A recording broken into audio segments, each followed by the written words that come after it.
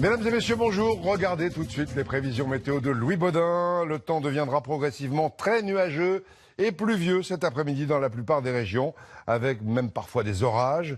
Un temps détestable. Le soleil résistera quand même dans le sud-est et les éclaircies reviendront vers la Bretagne. Les températures resteront encore une fois en dessous des moyennes de saison. 14 degrés à Cherbourg, 16 à Nantes, 19 à Lille et Bordeaux, 21 à Strasbourg, 23 à Lyon et Marseille et 24 à Grenoble. Et pour commencer ce journal, les conséquences des manifestations contre la loi travail. 68 000 manifestants hier selon les autorités, 220 000 selon la CGT. Et contre la loi travail aussi, aujourd'hui, les routiers poursuivent leur mouvement entamé hier matin. Il y a des blocages, surtout en Normandie, à Caen, plus de 200 camions bloquaient le périphérique ce matin. Blocage aussi de la ville du Havre avec un début de pénurie de carburant et un grave accident qui a fait un mort tout à l'heure. Antoine Delcourt et Matt Géné-Sangaré. Pour rentrer au Havre ce matin, il fallait avoir les nerfs solides. Les principaux accès sont bloqués. Résultat, des kilomètres de bouchons. Je suis partie à 7h30 ce matin, il est quasiment 10h. C'est très compliqué pour aller travailler. J'ai prévenu mon patron que j'aurais du retard. Vers 6h30, un accident a encore compliqué la circulation. Sur cette voie rapide, un poids lourd s'est engagé à contresens avant de percuter deux voitures. Un mort et un blessé. Selon le procureur, le chauffeur aurait voulu éviter les barrages. Il y en a 8 en tout. Les syndicats ne lâchent rien. C'est toujours le retrait de la loi El Khomri. Donc nous, on va organiser une AG à 14h pour décider de la suite. Et demain, il y aura un blocage demain matin qui sera annoncé lors de l'AG. En attendant, impossible d'accéder aux raffineries. Beaucoup de stations connaissent la panne sèche. Devant celles qui ont pu se fournir, c'est à nouveau les embouteillages. J'en profite parce que du coup, il n'y en avait pas du tout dans aucune des stations hier. Donc là, je suis sur mon temps de travail du coup et j'ai demandé à ma direction si je pouvais aller faire de l'essence pour pouvoir venir travailler demain. On devait aller voir un client hier en soirée puisque les gens travaillent, on n'a pas pu sortir. Ce matin, peu de gasoil, donc on fait la queue, sinon on ne peut pas bouger non plus. La préfecture dit tout mettre en œuvre pour assurer le réapprovisionnement dans l'après-midi. Après les routiers, autre grogne, celle des cheminots aujourd'hui. Une nouvelle grève a commencé hier soir à l'appel de la CGT, comme tous les mercredis et jeudis. Sudrail appelle aussi à la grève jusqu'au lendemain de l'euro. Et ce matin, les deux grands autres syndicats de la SNCF déposent aussi des préavis de grève. L'UNSA et la CFDT. On devait voir des images de la grève à la gare du Nord à Paris. Je ne sais pas si on les a. Motif de ce conflit, les négociations sur les règles de travail des cheminots. Ce matin, un trafic conforme aux prévisions, un TER sur 3, 2 TGV sur 3 et un peu moins de la moitié des intercités avec quelques perturbations en Ile-de-France. 15% de grévistes selon la direction. Un peu partout, les passagers avaient pris leurs précautions. On commence à s'habituer. À Toulouse, par exemple, Catherine Meunier et Paul-Étienne Zahn. Des quais déserts ce matin en gare de Toulouse, mais les agents de la SNCF, eux, sont très sollicités par des voyageurs inquiets. Et il y a la correspondance pour Nancy, vous ne savez pas, sur les lignes TGVS. Mon train annulé. Et alors, je vais voir de trouver une solution. Avec la grève des cheminots, le trafic est sensiblement réduit. Un TGV sur 5 seulement et un train intercité sur 3. Les usagers s'organisent, bon gré mal gré. J'ai été obligé de prendre une chambre d'hôtel à côté, alors que ma famille habite à Colomiers. oh, il y en a marre. Et c'est tout, quoi, c'est tout en même temps. Quand on voit l'état de la SNCF, ils ont raison de vouloir que la SNCF fonctionne un peu mieux. Et pour beaucoup, c'est bus au lieu du train, avec des cars pour assurer la moitié des liaisons régionales. C'est plus long parce que normalement je devais arriver à 38, les 53. Bon, on va être en retard au travail. Mais on fait ce qu'on peut. Sourire quand même. Oui, sourire quand même. Au revoir, bonne journée. Une philosophie de nouveau mise à l'épreuve demain, avec la poursuite de la grève et le même programme minimum de prévu. Des grèves, des manifestations et l'autre événement du jour, exceptionnel, des manifestations inédites de policiers dénonçant ce qu'ils appellent la haine anti-flic. C'est une première à l'appel de tous les syndicats de policiers, excédés par 2 mois de violence dans les manifestations contre la loi travail. Il y a eu 350 blessés dans les forces de l'ordre, donc des rassemblements dans de nombreuses villes, comme ici vous le voyez à Marseille, toute une profession qui se sent dénigrée et insultés, y compris par les affiches de la CGT il y a quelques jours. Les policiers veulent donc dire leur désarroi à Paris, où la manifestation vient de commencer. Georges Brenier et Éric Boucher. Ils sont venus dire leur exaspération, leur colère. Plusieurs centaines de policiers en poste à Paris ou dans sa banlieue. Tous sont hors service et en civil, tout grade confondu, pour un seul et même message. Mes collègues n'en peuvent plus. Un, ils sont épuisés par ces manifestations à répétition. Et deux, ils s'en prennent plein la tête. Donc, à un moment donné, on dit ça suffit. Au cours du dernier mois, plus de 350 fonctionnaires ont été blessés lors des manifestations contre la loi El Khomri sur le travail. Un sentiment amer pour des policiers applaudis par la foule après les attentats de janvier et de novembre 2015. L'objectif aujourd'hui, c'est dans le calme et de manière constructive de simplement témoigner que l'ensemble des policiers, commissaires, officiers, gardiens de la paix en ont ras-le-bol d'être stigmatisés. Au quotidien, dans toutes les manifs, on est l'objet de violences, on est l'objet de colibets. Nous, on est juste des gardiens de la paix au sens noble du terme. On est digne de respect et on a besoin d'être entendus sur ce message-là. Et le seul moyen aujourd'hui, c'est de manifester. La préfecture de police de Paris avait par précaution interdit ce matin les contre-manifestations programmées. Cela n'a pas empêché quelques dizaines de personnes de venir protester contre, à leurs yeux, les violences des forces de l'ordre. Aux policiers qui sont là aujourd'hui, je leur dis, rompez les rangs pour ceux qui ont encore une conscience humaniste et démocrate. Rompez les rangs. Prenez des arrêts maladie au lieu de vous suicider. Prenez des RTT, refusez d'obéir aux ordres insensés de nasser des milliers de manifestants en faisant croire ensuite à la radio que c'était 60 casseurs. Au total, les policiers se rassemblent actuellement dans une cinquantaine de villes en France, dans le calme pour le moment. On vient d'entendre ce monsieur de manifester alors que cette manifestation anti-flic était interdite. Au cours de cette manifestation, d'ailleurs, une voiture de police a été incendiée et les deux policiers qui se trouvaient à l'intérieur en sont sortis d'extrême justesse. Pierre Baretti, vous êtes en direct avec nous dans la manifestation des policiers. C'est pas la première fois qu'ils manifestent, mais c'est quand même la première du genre. Pierre. Ah, c'est vraiment une première du genre, puisque là, ce n'est pas une manifestation catégorielle. Un mois avant les attentats, le 14 octobre, place Vendôme, les policiers avaient manifesté pour des moyens. Cette fois-ci, c'est vraiment plus qu'un coup de gueule. C'est un signal d'alarme au gouvernement en disant nous, on nous dénigre systématiquement. Nous sommes visés, nous sommes des cibles d'une minorité violente. Nous n'accepterons pas ça plus longtemps. C'est bien ce qu'ils sont venus dire. Et les chiffres que vous avez rappelés, 350 blessés chez les CRS, les gendarmes mobiles, les policiers en civil sont là pour tout dire. Il y a eu des blessures extrêmement violentes. Des policiers qui ont pris des pavés, des fusées de détresse, bref, toutes les munitions à la disposition d'une frange extrêmement violente. Les policiers surtout nous disent autour de nous aussi qu'ils aimeraient être mieux commandés, plus vite pour pouvoir réagir, non pas pour réprimer, mais pour éviter ces grands débordements. Il y a eu d'ailleurs une grande vidéo derrière nous qui a été diffusée pour dire non à la haine du flic, non à ce que tous les policiers de France ressentent, cette haine du flic, et c'est cela qu'ils veulent dénoncer aujourd'hui. Merci Pierre. En tout cas, le ministre de l'Intérieur lui-même, Bernard Cazeneuve, qui sortait du Conseil des ministres tout à l'heure, alors que cette manifestation n'avait pas encore commencé, a redit son soutien aux policiers. Écoutez-le. Je veux réaffirmer mon soutien total aux forces de l'ordre qui remplissent depuis des mois des missions extrêmement difficiles dans un contexte de tension, qu'il s'agisse de la lutte contre le terrorisme, et qui sont aussi mobilisés dans le cadre du climat social pour assurer la liberté de manifester et faire en sorte que les casseurs qui s'en prennent, y compris à des militants syndicaux, puissent être mis hors d'état de nuire. On l'a compris, les policiers tant applaudis après les attentats de janvier 2015 demandent aujourd'hui davantage de fermeté contre les casseurs. On a vu des images de Marseille et de Paris.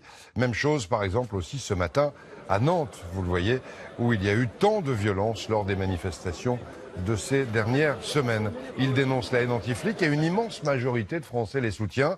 Dans un sondage publié ce matin par Le Parisien, 82% des Français ont une bonne opinion de la police et 91% comprennent leur ras-le-bol d'aujourd'hui. À Lille, on l'a constaté aussi, Marion Fiat, Sabrina Ben Saïd. C'était en janvier dernier, lors d'une manifestation à Calais. La police y était acclamée et remerciée chaleureusement. Mais aujourd'hui, les policiers disent souffrir de ce qu'ils appellent une haine anti-flic, notamment à la suite d'incidents lors des manifestations contre la loi El Khomri. Pourtant, d'après un sondage paru ce matin, 82% des Français aiment leur police. Moi, je pense qu'elle est très courageuse. Je l'admire, je la soutiens et je déplore les débordements. Je pense que les gens ont la mémoire très courte. On était très contents de les avoir le 13 novembre dernier. Je pense qu'il faut vraiment soutenir tous ceux qui protègent les plus faibles. C'est un soutien de la population française pour les policiers, qui ont souvent le mauvais rôle et un travail parfois ingrat. Ce sont des humains comme vous et moi, avec leurs faiblesses, avec leur fatigue, avec leur stress. Mais voilà, je pense qu'ils essayent de faire leur travail dans de très bonnes conditions et vraiment de façon dévouée. Voilà, monsieur, dame. Bonne journée. Merci. Et même chez les plus jeunes, l'image du policier qui secourt et qui protège existe encore. La confiance est même le premier sentiment que la police inspire. J'ai pas de raison particulière de ne pas aimer la police, ils sont là pour nous protéger. Après, ils ont peut-être pas signé non plus pour se faire insulter ni pour se faire frapper dessus. Et dans ce même sondage, 91% des personnes interrogées disent comprendre la fatigue physique et morale des policiers. De quoi peut-être remonter un peu le moral des forces de l'ordre, en plein état d'urgence depuis plusieurs mois. Voilà ce qu'on peut dire sur ces manifestations de la matinée qui sont inédites. Et pendant ce temps-là, dans un pays où on s'interroge sur le maintien ou pas dans l'Europe, l'arrivée de la reine d'Angleterre en carrosse ce matin devant le Parlement pour le traditionnel discours de la reine. Elle y a dévoilé, comme chaque année, le programme du gouvernement de David Cameron pour l'année qui vient. On a mis les images côte à côte, la manifestation des policiers et la reine d'Angleterre, pour montrer deux ambiances dans deux pays voisins au même moment. En France, le budget moyen des automobilistes encore en légère baisse cette année. C'est pas une surprise avec la dégringolade du prix des carburants, mais ça reste stable parce que l'entretien et les assurances, les taxes ont encore beaucoup augmenté. C'est l'étude annuelle de l'Automobile Club qui vient d'être publiée. Ça coûte cher une automobile. Axel Cariou et Claire Delattre. Une fois n'est pas coutume, être l'heureux propriétaire d'une voiture aura coûté un peu moins cher en 2015 qu'en 2014. Selon l'Automobile Club, le conducteur d'une Clio Essence ayant roulé 8000 km aura dépensé 5 796 €, 85 de moins que l'année précédente. Pour une 308 ayant effectué 15 000 km, c'est 7 954 € de dépenses et une économie de 172 €. Économie que les automobilistes ont bien du mal à percevoir. Honnêtement, je pense que c'est infime. Ouais. Non, j'ai pas vu un gros changement.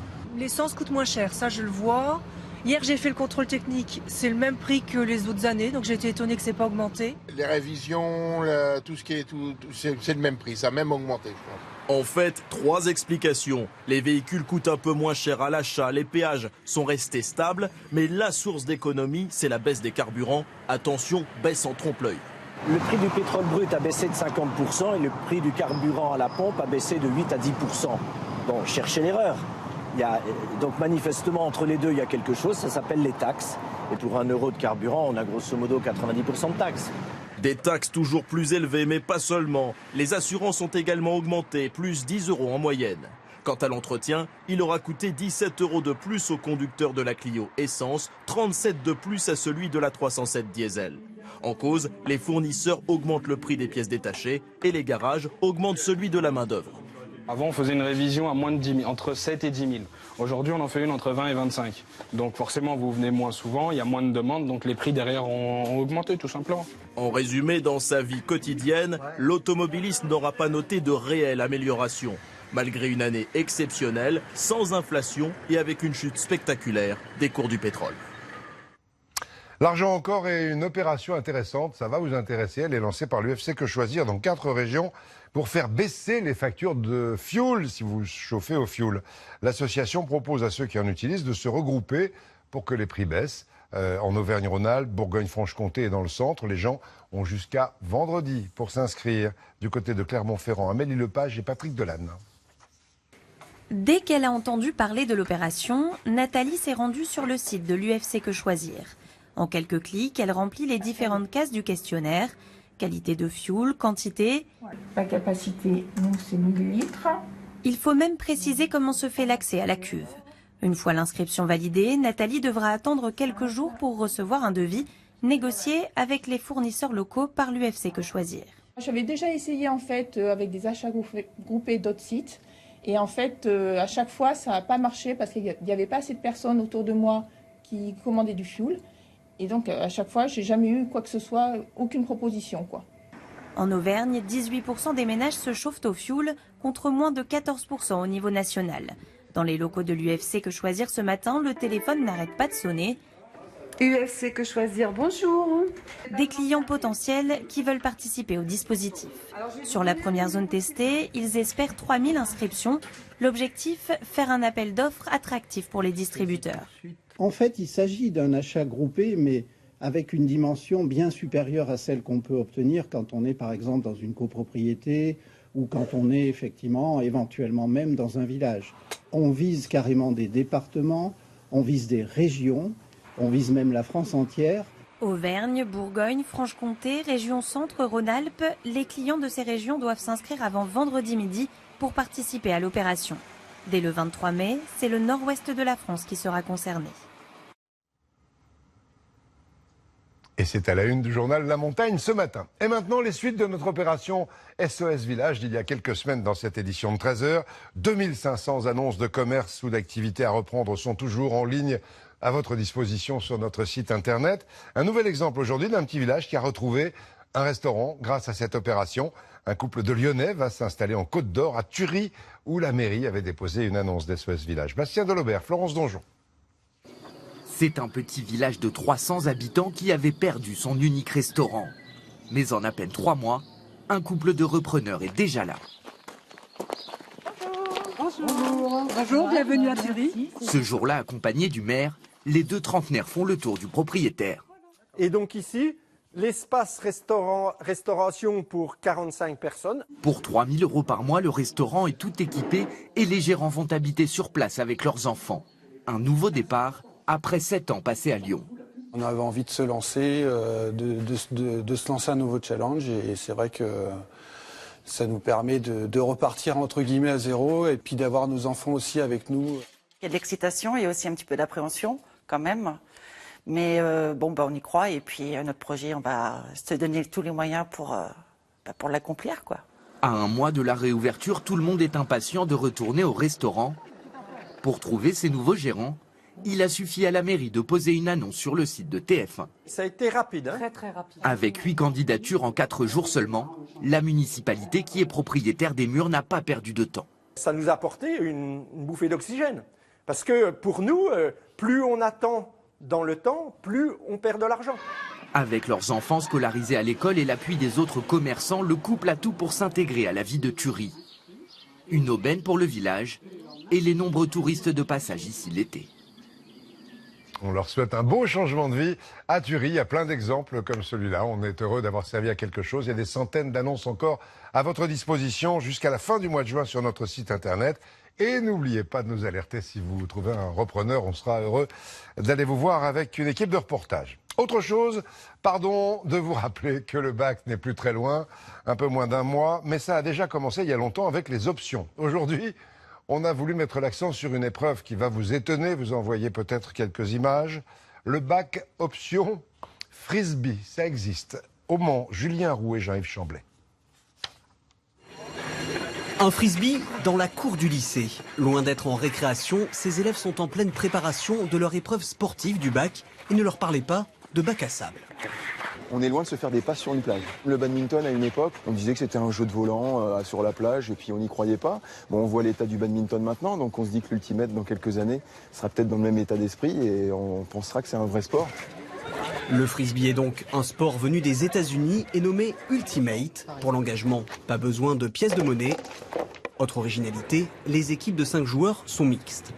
C'est vrai que c'est assez amusant. Et au niveau physique, c'est comment? Dur, très dur. Les règles sont proches du rugby ou du football américain, mais sans contact entre les joueurs. Ils doivent faire progresser le frisbee vers une zone de points qui est déterminée ici, là, qui fait 6 mètres de profondeur et 20 mètres de largeur. Et le but du jeu est de lancer le frisbee à un partenaire qui va être dans cette zone. Voilà, très bien.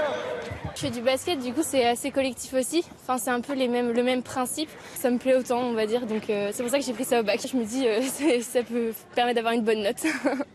Le frisbee, c'est aussi un état d'esprit. Ici, pas d'arbitre. Tous les joueurs sont responsables du bon déroulement de la partie. Si on n'est vraiment pas d'accord, on rejoue l'action d'avant. Ça pose pas de problème? Non, non, non. C'est un sport fair play. Non. Des vertus pédagogiques illustrées par ce rituel de fin de match où chaque équipe doit attribuer une note d'esprit du jeu à l'adversaire. Du coup, on vous a mis 2. On a mis 14. À un moment, vous avez continué une course dans la zone de points pour avoir un point, mais le point était mérité, donc on vous a mis 16. D'accord, merci. L'Ultimate, qui est actuellement proposé dans un tiers des académies, est en plein développement. La France accueillera même l'année prochaine les championnats du monde de la discipline. Du sport encore et l'équipe de France de foot qui a entamé sa préparation, vous le savez, hier à Biarritz. Dans 23 jours, ce sera le début de l'Euro 2016 contre la Roumanie. Des Bleus qui ont fait le bonheur d'enfants passionnés par le foot, des petits Basques très contents. Avec eux, juste après avoir mangé son beau gâteau d'hier, Jean-Marie Bagayoko et Anaïs Barthes. Quelques passes échangées avec les stars de l'équipe de France. L'art du football enseigné par les Bleus. Voici l'entraînement dont ils ont toujours rêvé. C'est super, ça se fera qu'une fois. C'était un peu un rêve, alors ça fait vraiment bizarre. Sur le terrain, 60 footballeurs en herbe âgés de 9 à 11 ans. Face à leurs idoles, la magie opère. Je suis fière parce que c'est rare, c'est une chance, quoi. Et aussi on les voit pas tous les jours. De cette rencontre avec Didier Deschamps et l'équipe de France, ils garderont une trace écrite. C'est les joueurs et les entraîneurs. Mais aussi un souvenir inoubliable. Elle m'a donné plein de conseils pour plonger, prendre les balles. C'est quelque chose qui arrivera une fois dans leur vie, donc voilà, je trouve même pas mes mots pour vous dire non, c'est une grande joie, c'est quelque chose de formidable. Dans leurs yeux d'enfants, pas de doute, cet entraînement portera les Bleus jusqu'à la victoire finale. Et j'espère que le Soleil Biarro leur apporter de la chance pour l'UEFA Europa League 2016. En tout cas, une ambiance sympathique et c'est de bon augure pour l'Euro 2016 et le soutien qu'on va leur apporter. Sport encore et l'incroyable victoire dimanche dernier d'un jeune garçon d'à peine 18 ans dans le Grand Prix d'Espagne de Formule 1. Max Verstappen, le fils de Jos, pilote lui aussi, est ainsi devenu le plus jeune vainqueur de l'histoire de la Formule 1 qui a commencé en 1950. Comme la plupart des pilotes, il a commencé le karting où énormément d'enfants rêvent de... Il a commencé par le karting où énormément d'enfants rêvent de suivre sa trace sur l'un des plus grands circuits de karting en Europe, celui de Jean-Éric Vergne à Cormeilles-en-Vexin dans la région parisienne, Marine Marc et Thomas Cruz. Ils sont très loin d'être en âge de conduire. Mais ces enfants ont déjà un sacré coup de volant. Accélération, freinage, dépassement. Pour 14 € les 8 minutes, ils exercent leur talent de pilote, ou presque. Tout le monde m'a doublé. Mais j'ai foncé sur les autres. Ils enchaînent les tours sur cette piste qui leur est réservée. Le karting connaît toujours autant de succès auprès des familles. Ah, c'est trop bien, ça, c'est une passion. On peut refaire un tour. Que ça permet de se retrouver en famille. Et parmi ces petits pilotes, certains affichent de grandes ambitions. Je veux faire tout pour aller à un Formule 1. À l'écart des pistes grand public, les stands réservés aux licenciés. Tom n'a pas 8 ans, mais il a tout l'équipement des pros et même son propre bolide. Il y a un frein, un pédale d'accélérateur aller à droite, ici. Après, il y a le moteur ici. Il a commencé le kart en novembre et il est déjà accro. Tous les week-ends, tous les jours des vacances scolaires, oui, je pense que c'est mordu, ouais. Le mercredi après-midi, au lieu d'aller faire du tennis, voilà. Ça fait beaucoup d'émotions, j'ai l'impression d'être un pilote. Ces dernières années, quelques as du volant ont été découverts ici grâce à l'école de pilotage de kart. C'est un engin spartiate qui est très directif, qui était un peu exigeant et forcément c'est une véritable formation. En Formule 1 par exemple, tous sont obligés de passer par le kart, c'est le Matsup Matspé de la spécialité. 3,5 millions de Français pratiquent le karting, mais aujourd'hui seul Romain Grosjean court en Formule 1. Tom et ses copains vont devoir mettre la gomme pour espérer l'y rejoindre. Peut-être Tom et les autres un jour en Formule 1. Encore un mot de sport avec une belle opération organisée hier à la Queue-les-Yvelines, également en région parisienne. Une association qui s'appelle SOS Gazelle a réuni de très grands champions comme Laurent Blanc, Yannick Noah, Philippe Candeloro et plein d'autres pour un tournoi de golf. L'objectif n'était pas seulement de jouer, mais de récolter des fonds pour des jeunes qui rêvent de devenir sportifs de haut niveau.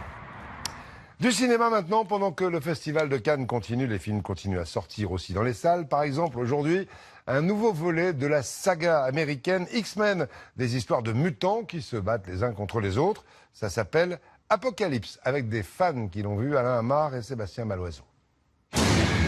Ensemble, nous purifierons la Terre. Tout ce qu'ils ont construit s'effondrera. sur les cendres de leur monde. Apocalypse est le tout premier mutant à avoir absorbé de nombreux pouvoirs. C'est une sorte de divinité. Il est devenu immortel et invincible et adoré comme un dieu. Ça va être nous tous contre un dieu et les créatures les plus puissantes de la Terre. Dans ce nouvel opus, X-Men, les mutants veulent réduire l'humanité à néant pour créer un nouvel ordre mondial sur lequel Apocalypse régnera en maître absolu. Je n'avais jamais ressenti un tel pouvoir. Je trouve qu'ils arrivent à se renouveler au niveau des scénarios, des histoires et jusque-là, à part pour quelques-uns, on s'ennuie pas. Venus par centaines au Grand Rex pour un marathon de plusieurs heures, les fans n'ont pas boudé leur plaisir de revoir leurs super-héros. On est là depuis le début, on a fait tout le marathon et c'était trop bien. C'est sympa, ça fait revoir des films et puis là il y a l'avant-première qui arrive, donc on attend ça, quoi. Le monde a besoin des X-Men. Avec des effets spéciaux à couper le souffle. Vous êtes des X-Men. Mais également des clins d'œil, de l'humour et quelques moments cultes durant 2h30. On a été épatés jusqu'au bout, on s'attendait pas. L'avant-première avant les États-Unis, quelque chose de super. X-Men l'Apocalypse, numéro 3 de la saga, est bien parti pour faire exploser le box-office. On verra bien. Après les mutants, on revient aux vrais gens et à la vie dans les régions pour profiter un petit peu du soleil qui brille toujours aujourd'hui dans le sud-est. On s'y est promené depuis lundi. Aujourd'hui, on continue, mais dans le Var cette fois, en allant faire un petit tour au marché ensoleillé de Sanary-sur-Mer.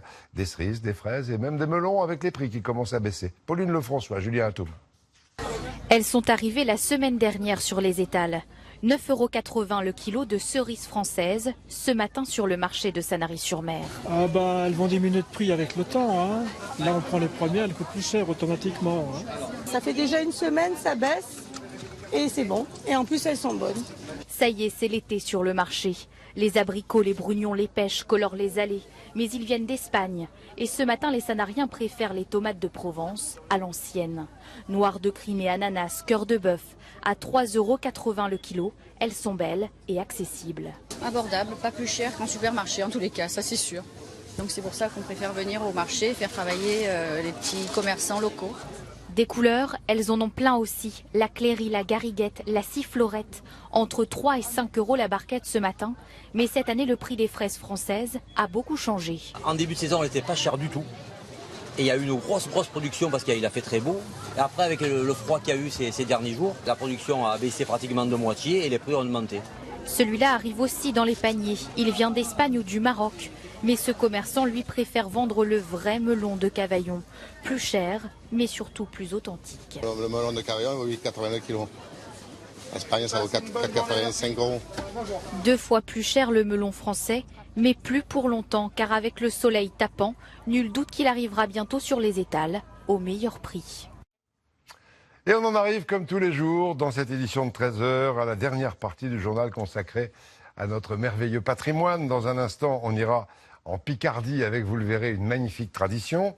Auparavant, on reste sur la Côte d'Azur avec la fin aujourd'hui d'un événement très ancien. Vous en voyez quelques images. Il existe depuis 458 ans à Saint-Tropez. Ça s'appelle la Bravade, avec cette année encore une très belle ambiance. Lucie Robert et Didier Labordisson. C'est un son de tambour qui résonne sur le port de Saint-Tropez. Pendant 3 jours, la ville pavoise et la jet-set fait place aux bravadeurs.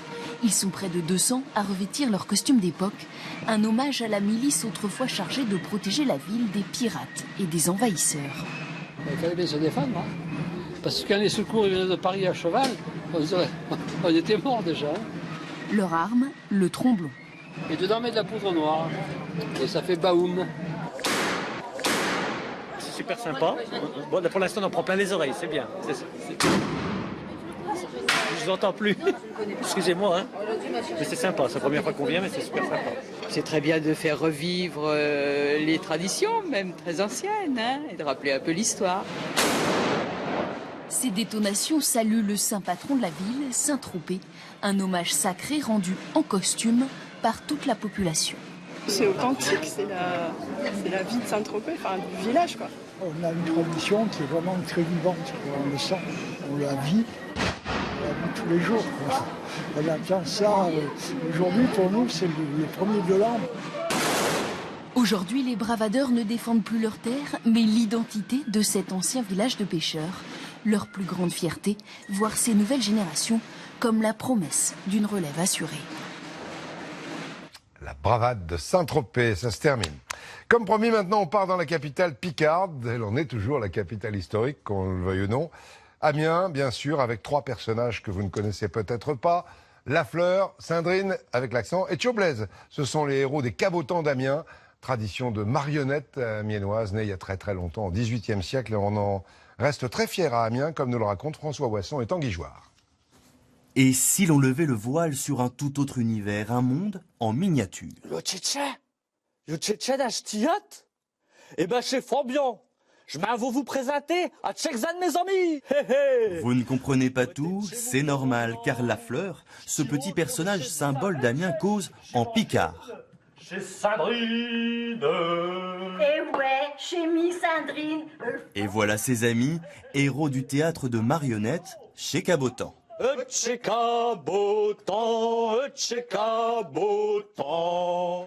Cet après-midi-là, la foule se presse au spectacle, à l'affiche de ce jour, un grand classique. Les 3 petits cochons. Un spectacle de marionnettes? Oui.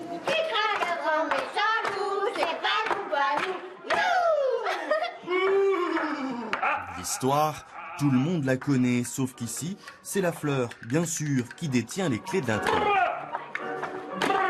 Vous voulez nous croquer? Oh, espèce de cannibale, vous! Aïe, aïe, aïe, ça brûle! Sale vampire! En coulisses, derrière le castelet, 4 marionnettistes, 4 acteurs blottis dans le noir. Comédien chez Vieux Cabotan d'Amiens. Lafleur est un bouffon gouailleur dans la pure veine de la commedia dell'arte. Sandrine, sa femme, est une vraie mégère. Thiaublaise, enfin, est le peureux de la bande. 3 têtes de mule à qui Damien, Marie-Astrid et Tristan prêtent leur voix. Pour vous plaire. On donne nos tripes, c'est le personnage, c'est Sandrine, il n'y a plus notre identité propre est oubliée. C'est le personnage qui doit être là et qui doit faire vivre au spectateur ce que nous on ressent et qu'on arrive à faire passer au travers de la marionnette. Et les gestes sont habiles, précis.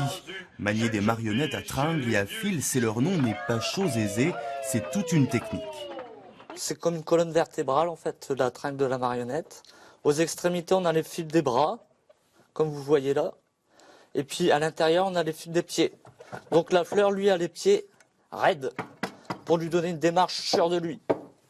Et puis, il peut donner son coup de pied, comme ça. Un coup de pied à l'ordre établi, qui résonne depuis plus de 2 siècles à Amiens, et plus spécialement dans l'un de ses quartiers. Des petits canaux affluents de la Somme, des terrasses très courues et en prime une statue de Lafleur. Bienvenue à Saint-Leu. À l'ombre de la cathédrale, on retrouve Émilie Messiaen, elle est guide à Amiens. De ce quartier, à l'origine ouvrier, elle connaît tous les secrets. Dès le XVIIe siècle, Saint-Leu devient le berceau de la marionnette. Les montreurs ambulants connaissent un grand succès. Cet art de rue s'établit alors ici.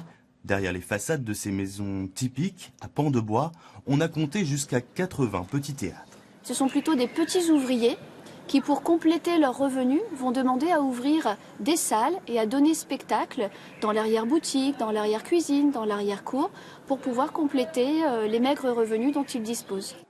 Mais toutes ces scènes ont disparu peu après la Première Guerre mondiale, avec l'émergence du cinéma. C'était sans compter sur un homme, Maurice Daumont, que l'on voit sur cette photo. En 1933, il relance officiellement la compagnie chez Cabotan, comme nous l'explique Jean Bernard, l'actuel directeur. Il se dit c'est pas possible, ça ne peut pas mourir, puisque presque tout le monde parle picard, 70% des gens parlent picard en 1930, on écrit en picard, on publie en picard, comment faire accepter la disparition de ce joyau ? Et c'est Maurice Daumont, toujours lui, qui a sauvegardé le plus précieux des trésors, à l'abri dans les réserves du théâtre. Certaines marionnettes ont plus de 100 ans, elles ont joué dans beaucoup de pièces, on reconnaît tous les petits personnages de la vie amiénoise et de la vie picarde. De riches marchands, des gendarmes, un boucher, au visage toujours expressif. Oh, c'est un méchant, un mauvais garçon. Un moé, on dit un pitcher, un moé, c'est-à-dire qu'il n'est pas bien celui-là, il n'est pas gentil. C'est un patrimoine vivant, parce qu'on les utilise, on joue avec elles, on les transforme quand il le faut, on leur refait un tchot de santé, un tchot peu de couleur, un tchot peu de machin, et voilà. Et pour créer un personnage, tout commence avec un simple bout de bois. À l'œuvre, Michel Petit nous reçoit dans son atelier ici. On l'appelle Gepetto. Il est le dernier artisan sculpteur de marionnettes de la ville. Du corps aux articulations, une quarantaine d'heures de travail est nécessaire. Alors, il y a un crochet à chaque jambe qui va servir à accrocher le fil. Voilà, qui est là. Touche finale, la peinture, sans doute le plus important. Lui donner à la marionnette son expression. Je pense toujours aux difficultés peut-être que j'ai eues à la faire, mais quand elle est sur scène, elle fonctionne bien, elle est agréable, elle raconte une histoire. Applaudissez son manière. Et justement, retour au théâtre pour la fin du spectacle, en musique, bien sûr. C'est important pour notre région, pour représenter notre région justement, et puis pour donner quelque chose à nos enfants derrière, nos petits-enfants. Chez Cabotan, c'est plus de 3000 spectacles, 50 créations originales. Entre ces murs se tirent les ficelles du rêve et du rire, celles d'un art populaire et éternel. L'identité picarde qui passe par ces cabotants d'Amiens avec la fleur. Sandrine Etcheblaise, à revoir bien sûr sur Internet. La Bourse de Paris ne bouge pratiquement pas à l'heure qu'il est. On va voir en bas de l'écran, je pense, à 4294 points. À propos d'argent, n'oubliez pas, si vous utilisez des déclarations papier, de les déposer au centre des impôts avant ce soir minuit. Sinon, après, amende ou Internet, bien sûr. Dans un instant, Louis Baudin, bien sûr. À 20h, Gilles Boileau, comme tous les soirs. Et nous, on va se quitter en retournant quelques secondes au merveilleux marché de Provence à Sainte-Marie, où nous étions tout à l'heure avec ces fruits qui font vraiment saliver. Bon après-midi, à demain.